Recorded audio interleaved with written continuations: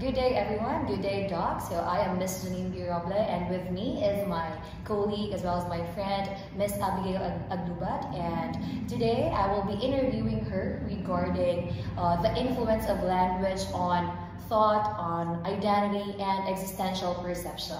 So by the way, thank you, Abigail, for sparing your time with me to have this interview. So we'll just talk about your acquired languages and your learned languages as well. So I'll start with the question, what is your native language? My native language is actually Binisayang Negrosanon because I was born and raised in Negros Oriental. What other languages can you speak?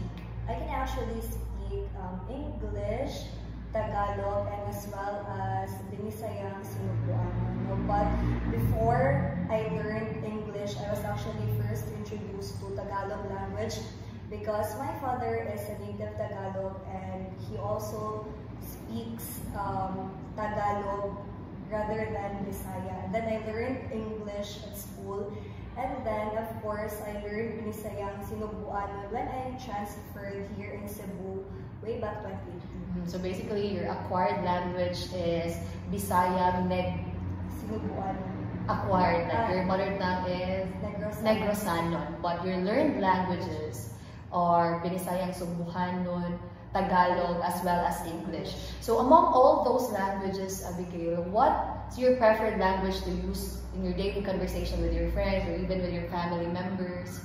Okay, my learned languages are very helpful in my daily basis. I actually have varied preferences in terms of language uses. However, it depends who I'm having conversation with. When I talk to my family members, of course, I use Bisaya, especially with my parents. When I'm at school, since I am a teacher, I use Bisaya and English when I'm talking to my colleagues. But since I am teaching Filipino, and when I'm in my teacher mode, I use Tagalog. So to be formal, and of course, I'm teaching Tagalog as well. And since you're quite used to speaking Binisaya to English to Filipino, do you feel like a different person when speaking several languages? Yes, I do. I just actually learned something about myself because my friends and my as well as colleagues observed that I tend to be a really different person when I'm speaking Bisaya, because when I'm speaking Bisaya, I tend to be very loud. I'm very excited when I'm talking. But when I switch to Tagalog, they observe that I'm very mahinhin, I'm very soft, which I also find weird. But I think siguro language also affected the way I speak. Yeah, I can also attest with that because Abigail is my close friend, so the way we converse with each other, she's very loud, but when we listen to her speaking in Tagalog, it's like she's like a different person, like an entire different person, because she's so mahinhin, she's so calm, even when she's using English. Probably because of the features or characteristics of that language, it affects with how you also speak with others. But I also noticed that even if you're teaching Filipino inside the classroom, you tend to use as well English when you're conversing with your students. Why is that, Miss Abigail? I'm also using English when I'm teaching Filipino subjects. First, because students are having a hard time understanding Tagalog, so I tend to translate from time to time to, of course, to also accommodate students who are having a hard time understanding pure Tagalog language. And on a conversational level, I'm talking to my advisory class. Since I'm teaching in a private school, most of them uses English, although they use Bisaya man sad, but of course, para makasabay sa students, I'm also using English. And I think as teachers as well, especially when we're dealing with students or when we're talking about difficult topics, we tend to use English.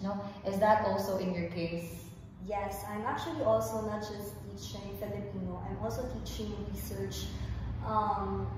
And in teaching research, I think it is better to use English to explain terminologies or concepts in research na I think dili sad siya masabtan if I'm using Bisaya.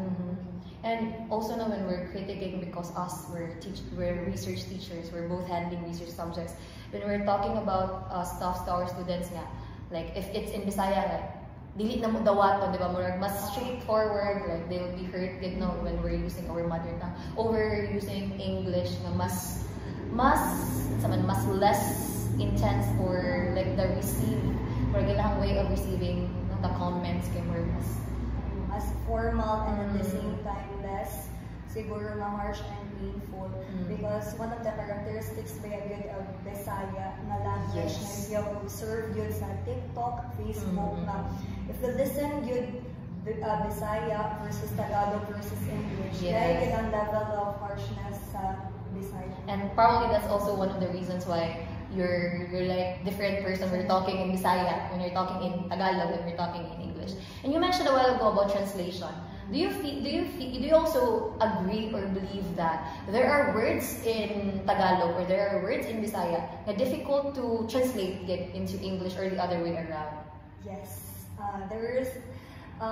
It's really difficult. No, there are moments that I'm just using a word based on the context, but not just really on the direct meaning of it. And I always explain it to the students that I'm using this particular translation within the context of the message that I am trying to relay, not because it is the direct meaning based on their vocabulary of that certain. I also agree with that. No, because English and Filipino, our subjects, are entirely different.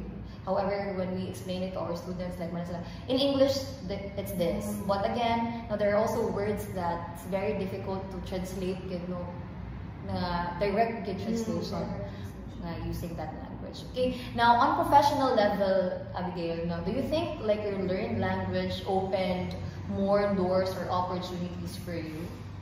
Yes. No, it really opened a lot of opportunities for me. First, I'm taking up a major that's Tagalog, no, or Filipino. So, of course, when I learned Tagalog, it's not just for a conversational level. It also allowed me to choose a career path related to that because I'm teaching Filipino. Now, also English, I was once an ESL teacher. I did a part-time job during the pandemic. So, in order to earn money, a little bit of money for a few expenses during college, I applied as an ESL teacher, and my learned language, which is English, also allowed me to take advantage of different opportunities. And when I was also applying for a job, I was using English during interviews. And not just that, sorry to cut you off. I'm not just teaching Filipino actually, I'm also teaching different subjects which are entrepreneurship, research, major subjects in humanities and social science na strand.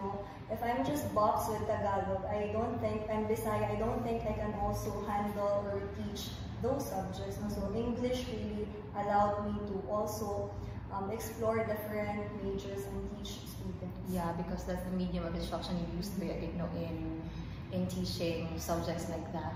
And among all of the subjects na Ms. Abigail is handling, she's using English because I think one subject, you're only handling one subject. The medium of instruction is really Tagalog, or is really Filipino subject. Okay, so we can both agree with the statement of Ms. Abigail that language really, in fact, influences the way we think. It influences the way we communicate with others. It influences, in fact, how we talk with others. And our existence in the general sense, because we think differently with others, we converse differently with others as well. We have different comfort level with others, and since we have different comfort level with others, our language also tend to vary depending on who we're talking with. And anything that you'd like to add, Miss, with the topic on how language influences our thought and perception of things? I guess I'm a good example of language influence, I didn't have much thought. I think I still need to think about its influence, no, with my personality, because I'm still also wondering. But this interview actually also opened, no, for different things, no, to reflect on, no, especially with my personality or characteristics, no, since I tend to change. Yeah, she just learned that actually when we mentioned about how entirely different person she is when she's using Filipino language, and how entirely different she is as well when she's using Bisaya. Okay, very very different din siya. So that's something that you are still reflecting on. And the fact that we can also answer why we're very comfortable in using language, or the very reason why we're used to using English language when we're very emotional, is also something that she is also still reflecting on. Okay, so I think that's it for this interview. Thank you so much for listening, and thank you as well, Abigail, for such a good interview and a conversation that we have about language. So that's it, everyone. Thank you so much.